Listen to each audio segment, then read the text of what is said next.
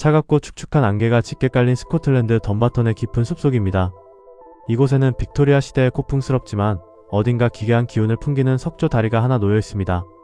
1895년에 지어진 이 다리는 마치 중세의 성벽처럼 견고하고 다리 아래로는 깎아지른 듯한 15m 낭떠러지와 그 밑을 흐르는 검은 계곡물이 보입니다. 오버튼 하우스를 향하는 유일한 통로 바로 오버튼 교입니다. 어느 화창한 오후 한 가족이 반려견과 함께 이 다리를 건너고 있습니다. 꼬리를 흔들며 앞장서던 개는 냄새를 맡으며 평화롭게 걷고 있었습니다. 주인은 다리 난간 너머의 풍경을 감상하며 천천히 뒤를 따릅니다. 그런데 그 순간 아무런 예고도 없이 짖는 소리 한 번 없이 개가 갑자기 멈춰섭니다. 그리고 마치 누군가가 보이지 않는 밧줄로 강하게 잡아당기기라도 한 것처럼 혹은 허공에서 누군가 손짓하며 부르기라도 한 것처럼 개는 1m가 넘는 돌난간을 향해 전력 질주합니다. 주인이 이름을 부를 새도 없었습니다. 개는 망설임 없이 허공으로 몸을 던집니다. 둔탁한 파열음, 그리고 이어지는 정적. 주인이 난간 아래를 내려다보았을 때 가족 같았던 반려견은 차가운 바위 위에서 싸늘하게 식어가고 있었습니다. 더욱 소름 끼치는 사실은 이것이 단 한 번의 우연한 사고가 아니라는 점입니다. 지난 수십 년간 이 다리에서 똑같은 방식으로 뛰어내린 개는 공식 집계로만 600마리가 넘습니다. 사람들은 이곳을 이렇게 부릅니다. 죽음의 다리 오버튼 교라고 말입니다. 이 다리가 가진 미스터리는 단순히 개들이 떨어진다는 사실 하나로 설명되지 않습니다. 사건들을 하나하나 뜯어보면 등골이 서늘해질 정도로 정확하고 일관된 기이한 패턴이 발견됩니다. 마치 잘 짜인 각본처럼 말입니다. 먼저 사고가 발생하는 날씨입니다. 스코틀랜드는 1년 중 대부분이 흐리고 비가 오는 음산한 날씨로 유명합니다. 하지만 개들이 투신하는 날은 공교롭게도 아주 드물게 찾아오는 맑고 화창한 날에 집중되어 있습니다. 햇살이 비치고 바람이 잔잔하여 시야가 가장 또렷하게 확보되는 바로 그날 개들은 죽음을 선택합니다. 두 번째 패턴은 견종입니다. 투신한 600여 마리의 개들, 그리고 그중 목숨을 잃은 50여 마리의 개들에게는 공통점이 있었습니다. 그들은 모두 그레이하운드, 콜리, 레브라도, 리트리버처럼 주둥이가 길고 후각이 예민한 사냥견 품종이었습니다. 푸들이나 몰티즈 같은 소형견이나 주둥이가 짧은 개들에게서는 이런 현상이 거의 발견되지 않았습니다. 오직 긴 주둥이를 가진 개들만이 무언가에 홀린 듯 다리 밖으로 몸을 던졌습니다. 세 번째, 그리고 가장 불가사의한 패턴은 바로 장소입니다. 오버튼 교는 꽤 긴 다리입니다. 하지만 개들이 뛰어내리는 지점은 다리의 전체 구간 중에서도 오른쪽 난간, 그것도 마지막 두 개의 흉벽 사이라는 아주 구체적이고 협소한 지점에 몰려 있습니다. 마치 그 특정 좌표에만 중력이 다르게 작용하거나 개들을 끌어당기는 자석이라도 묻혀있는 것처럼 모든 사고는 그 좁은 구역에서 발생했습니다. 이 현상이 얼마나 강력한지 보여주는 소름 끼치는 일화가 있습니다. 다리에서 뛰어내렸지만 운 좋게 덤불 위에 떨어져 목숨을 건진 개가 있었습니다.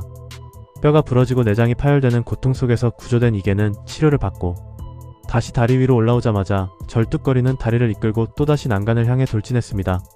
죽음이 확정될 때까지 멈추지 않겠다는 듯한 그 집요함은 단순한 사고나 실수라고 보기에는 너무나 자기적이고 공포스러웠습니다. 도대체 무엇이 그들을 그토록 강력하게 끌어당겼던 걸까요? 과학적인 조사가 이루어지기 전 현지 주민들은 이 불가사의한 현상을 초자연적인 힘과 연결지었습니다. 그 중심에는 오버튼 하우스의 하얀 숙녀라는 전설이 있습니다. 19세기 말 이 저택의 주인이었던 오버튼 남작이 사망한 후 남겨진 그의 아내는 극심한 슬픔에 빠졌습니다. 그녀는 매일 밤 다리 위를 거닐며 죽은 남편을 그리워했고 결국 슬픔을 이기지 못하고 세상을 떠났다고 전해집니다. 주민들은 그녀의 원혼이 여전히 다리 위를 배회하고 있다고 믿었습니다. 그녀의 슬픔이 너무나 깊고 어두워서 감각이 예민한 개들이 그 감정의 파동을 감지하고 그녀를 위로하기 위해 혹은 그녀에게 홀려 다리 난간을 넘게 된다는 것입니다. 실제로 다리 근처에서 하얀 옷을 입은 여인의 형상을 보았다거나 설명할 수 없는 냉기를 느꼈다는 증언들이 수십 년간 이어져 왔습니다. 하지만 이 다리에 얽힌 비극은 개들에게만 국한되지 않았습니다. 1994년 전 세계를 경악하게 만든 끔찍한 사건이 이곳에서 벌어집니다. 32세의 남성 케빈 모이는 자신의 갓 태어난 아들을 안고 오버튼 교를 찾았습니다. 폭우가 쏟아지던 그날 그는 다리 난간에 서서 자신의 아들을 향해 알 수 없는 말을 중얼거렸습니다. 그는 자신의 아들이 평범한 아기가 아니라 적그리스도의 화신이라고 믿고 있었습니다. 광기에 사로잡힌 케빈 모이는 결국 자신의 아들을 15m 아래로 던져버렸습니다. 아기는 그 자리에서 즉사했고 케빈 모이 역시 뒤따라 투신하려 했지만 아내의 제지로 실패했습니다. 이후 그는 손목을 그어 자해를 시도하며 횡설수설했습니다. 경찰 조사에서 그는 다리가 나에게 명령했다. 바이러스가 아이를 통해 퍼지는 것을 막아야 했다는 이해할 수 없는 진술을 반복했습니다. 이 끔찍한 존속 살해 사건은 오버튼 교의 저주를 더욱 확고한 전설로 만들었습니다. 사람들은 생각했습니다. 개들을 미치게 만드는 어떤 악한 기운이 결국 인간의 정신마저 갉아먹고 비극을 불러일으킨 것은 아닌지 말입니다. 다리가 가진 음습한 기운은 단순한 미신을 넘어 실제하는 공포로 굳어져 갔습니다. 수많은 개들의 죽음과 흉흉한 소문이 끊이지 않자 결국 동물행동 심리학자 데이비드 샌즈 박사가 이 미스터리를 풀기 위해 현장에 파견되었습니다. 그는 유령이나 저주 같은 초자연적인 설명을 배제하고 철저하게 개의 관점에서 이 다리를 분석하기 시작했습니다. 그리고 그는 놀라운 사실들을 하나씩 발견해 나갑니다. 샌즈 박사는 먼저 개들의 시선 높이에서 다리를 관찰했습니다. 오버튼 교의 난간은 사람에게는 가슴 높이 정도지만 네 발로 걷는 개들에게는 시야를 완전히 차단하는 거대한 벽과 같습니다. 18인치 두께의 화강한 벽은 개들에게 다리 아래의 낭떠러지를 보여주지 않습니다.